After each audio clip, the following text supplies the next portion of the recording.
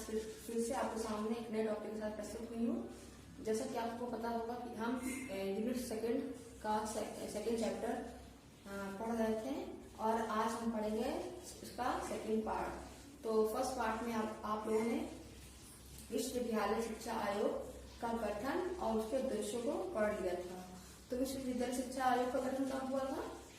1948 से 1949 तक में हुआ था। इसके बाद आज हम पढ़ेंगे शिक्षा, इसका दूसरा टॉपिक है वो क्या है? माध्यमिक शिक्षा आयोग। तो माध्यमिक शिक्षा आयोग का गठन कब हुआ था?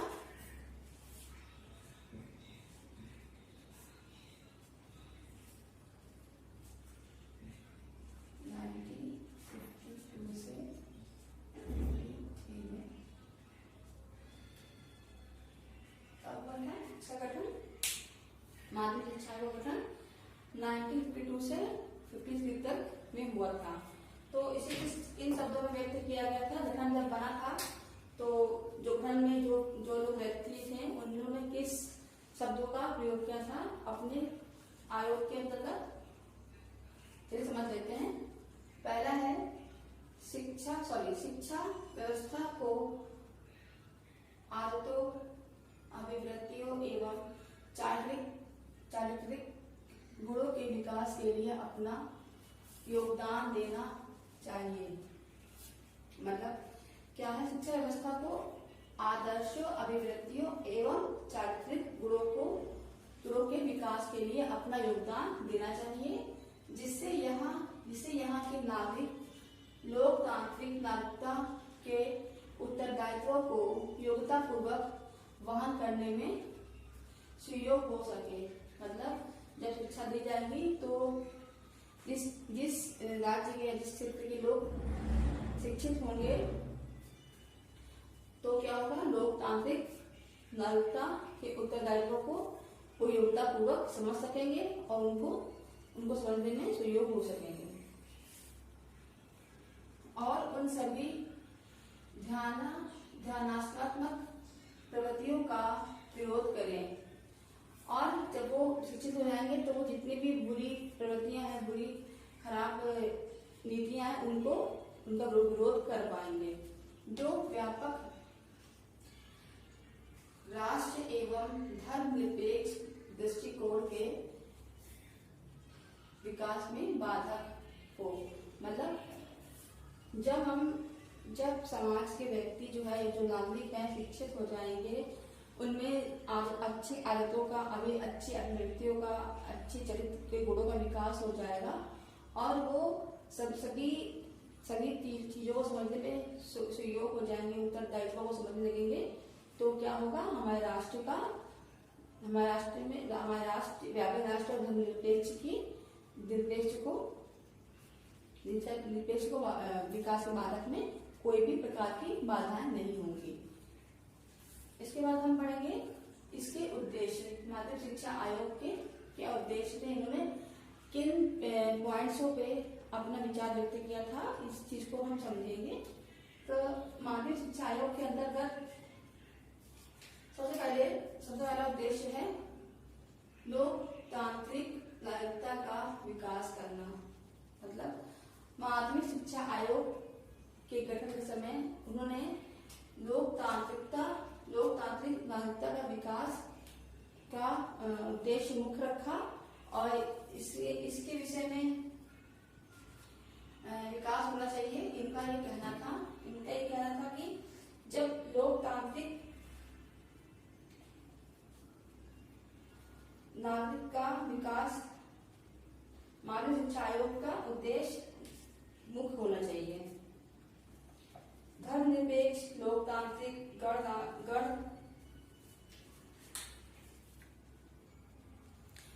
तो स्वतंत्रता प्राप्ति के पश्चात भारत में लोकतंत्र, गणराज को अंगीकृत किया गया था। इस अनुसार माध्यमिक शिक्षा आयोग ने कहा था कि जो भारत के नागरिक हैं उनमें बौद्धिक, सामाजिक, नैतिक गुणों का विकास करना चाहिए।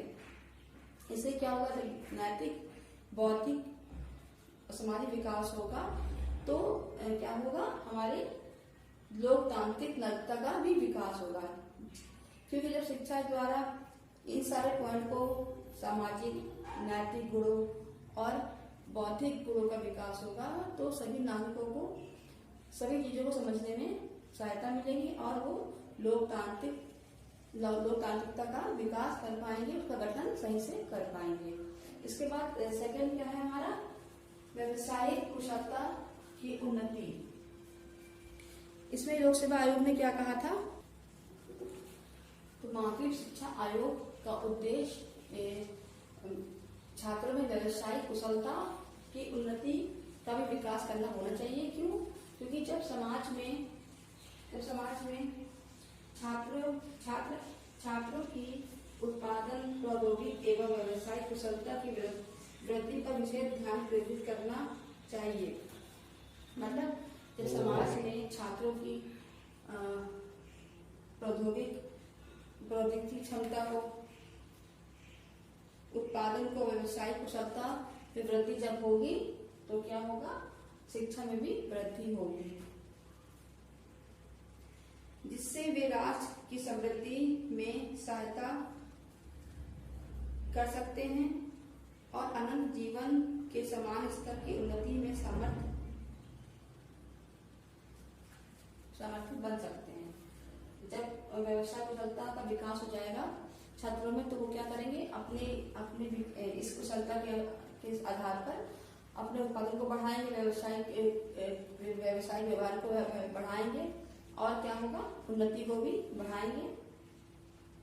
इसके बाद हम पढ़ेंगे बच्चों व्यक्तित्व का विकास।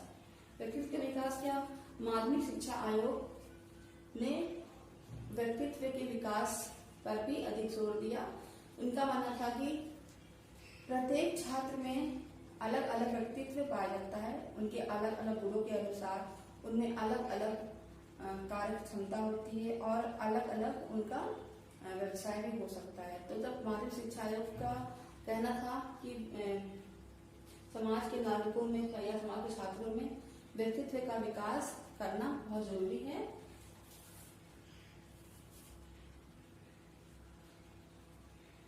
जिससे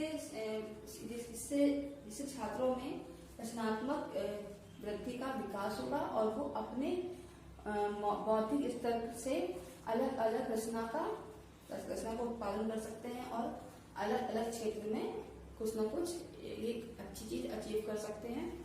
वो जान पाएंगे कि हर छात्र में अलग अलग गुण होते हैं और उनके अलग अलग कार्य करने की क्षमता होती है, वो अलग अलग टॉपिक पे वर्क कर सकते हैं। इस कारण क्या होगा, इससे उत्सुकता से सांस्कृतिक विरासत का आनंद लेने के लिए न केवल सहयोग होंगे वरन वो समृद्धि में भी योगदान देंगे। जब इस व्यक्तित्व का विकास होगा तो क्या होगा, वो सांस्कृतिक विरासत को भी कुछ नया दे पाएंगे और अपनी जीवन शैली में भी समृद्धि कर पाएंगे। किस कारण, व्यक्तित्व के विकास के कारण। जैसे हर समाज में, मतलब समाज या हर क्षेत्र में कुछ अलग ऐसे व्यक्तित्व होते हैं जिनको देख करके समाज के जो छात्र हैं वो कुछ नया आइडल बनाते हैं कि ये हमारा आइडल है, हम ऐसा बनना चाहते हैं, हम वैसा बनना चाहते हैं। कोई फिल्म स्टार बनना चाहता है ना, कोई अच्छा व्यापारी बनना चाहता है, कोई राजनीतिक नेता बनना चाहता है। तो इसलिए क्या होता है, व्यक्तित्व होता है। ये अलग अलग लोगों में अलग अलग टाइप का व्यक्तित्व पाया जाता है। तो इसी प्रकार माध्यमिक शिक्षा आयोग ने किस बात पर जोर दिया कि छात्रों में व्यक्तित्व का विकास करना भी उचित है। फिर हमारा लास्ट और फोर्थ है नेतृत्व के लिए शिक्षा। माध्यमिक शिक्षा आयोग का एक मुख्य उद्देश्य छात्रों में नेतृत्व के लिए शिक्षा प्रदान करनी होनी चाहिए, जिससे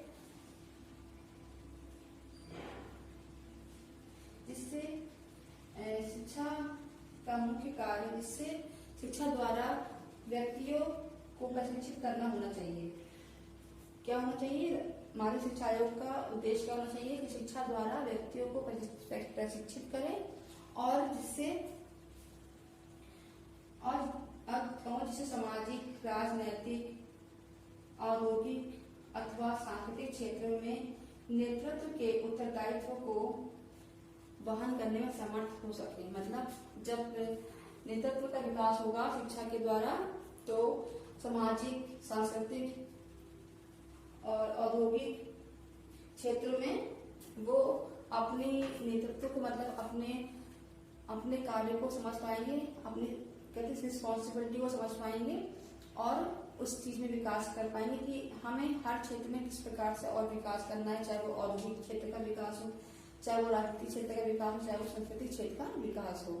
तो इस अकॉर्डिंग जब वो विकास कर पाएंगे तो अपने में भी तो वो विकास करने के बाद अपने आप को सामर्थ्य बना पाएंगे, समाज के योग्य बना पाएंगे और राष्ट्र जीवन की प्रगति में पूर्णता एवं श्रेष्ठता से अपना योगदान दे पाएंगे। माध्यमिक शिक्षा आयोग का कहना क्या था, जब समाज में इन चारों चीजों का विकास होगा छात्रों में तो वे राष्ट्र में और समाज के विकास के लिए योगदान दे पाएंगे, जीवन की प्रगति को बढ़ा पाएंगे और हमारे देश को आगे बढ़ा पाएंगे। इसके बाद बच्चों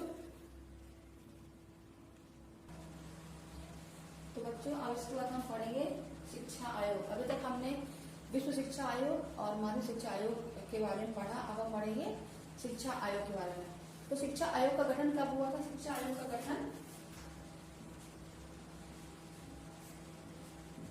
1966 में हुआ था शिक्षा आयोग का गठन। तो शिक्षा आयोग ने अपने इस गठन के उपरांत किन शब्दों का प्रयोग किया? उसने क्या कहा? शिक्षा आयोग में महत्वपूर्ण एवं आवश्यक सुधार यह है कि इसे परिवर्तित करके व्यक्तियों के जीवन, आवश्यकताओं और आकांक्षाओं से इसका संबंध स्थापित करने का प्रयास किया जाना चाहिए। मतलब शिक्षा आयोग का कहना था कि इसके सुधार को प्रवर्तित करके ऐसा करना चाहिए कि व्यक्तियों के जीवन में, आकांक्षाओं में और क्या आवश्यकताओं से इसका संबंध स्थापित कर देना चाहिए और इस प्रकार इसको उस सामाजिक, आर्थिक और सांस्कृतिक परिवर्तन का सशक्त साधन बनाया जाना चाहिए जो राष्ट्रीय लक्ष्यों की प्राप्ति के लिए आवश्यक है। मतलब इस प्रकार जब व्यक्तियों को जीवन में, आवश्यकताओं में, आकांक्षाओं में परिवर्तन इसके संबंध में स्थापित किया जाएगा तो क्या होगा? इस प्रकार सामाजिक, आर्थिक और सांस्कृतिक परिवर्तन का सशक्त साधन बनाया जा सकता है। मतलब उसके बाद क्या हो सकता है? सामाजिक, आर्थिक और सांस्कृतिक में भी परिवर्तन लाया जा सकता है जो राष्ट्रीय लक्ष्यों की प्राप्ति के लिए आवश्यक है। जो राष्ट्रीय लक्ष्यों की प्राप्ति के लिए आवश्यक होगा और सुधार आएगा। तो क्या करना चाहिए? हमें प्रयास करना चाहिए और परिवर्तन करना चाहिए। इसके बाद बच्चों आज हमने क्या पढ़ा? आज हमने माध्यमिक शिक्षा आयोग पढ़ा और शिक्षा आयोग के बारे में पढ़ा और हम नेक्स्ट वीडियो में मिलेंगे आपको नेक्स्ट टॉपिक के साथ। और उसके आगे हम पढ़ेंगे शिक्षा आयोग के उद्देश्य। मतलब शिक्षा आयोग ने जब का गठन हुआ तो उसने अपने गठन में कौन कौन से उद्देश्यों को बनाया और लिखा जो छात्रों के लिए या राष्ट्र के विकास के लिए उपयोगी होंगे। तो हम आपसे नेक्स्ट वीडियो मिलते हैं नए टॉपिक के साथ। Okay, bye bye.